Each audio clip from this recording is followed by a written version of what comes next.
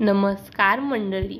Star प्रवाहावरील ठरलं तर मग या मालिकेच्या पुढील येणाऱ्या भागामध्ये आपण असं पाहणार आहोत की साक्षी शिखरेने आता एक नवीनच रूप घेतलेलं असतं. ती महिपतच्या घरात येते तेव्हा महिपत म्हणतो की बाई, कोण आहात तुम्ही आणि माझ्या घरात असं का घुसलायत?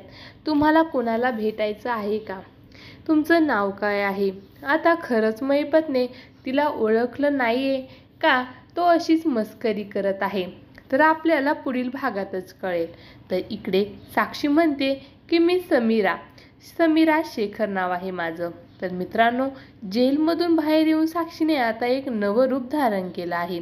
तर इकडे सुभेदारांच्या घरी आता नागराज आलेला असतो. तेव्हा प्रताप त्याची ओळख करून देतो की सदाशिव लोखंडे सायलीचे बाबा आणि या आहेत नयनावती लोखंडे, ह्या सायलीच्या खरी आई. तर त्यावर नागराज म्हणतो की ह्या ताईंची जी स्माईल आहे ना, आपल्या तन्वीशी किती मिळते बघा ना. का तुम्ही जर नागराजचं हे बोलणं ऐकल्यानंतर अर्जुन हा विचारात पडू लागतो. तर इकडे प्रिया आता चांगलीच घाबरलेली असते आणि ती म्हणते की काहीही काय बोलताय नागराज काका. तर पुढील येणाऱ्या भागामध्ये तन्वी म्हणजेच प्रिया ही तन्वी नसून बबली आहे हे सर्वांना कळणार का, हे पाहणे खूपच रंजक ठरणार आहे.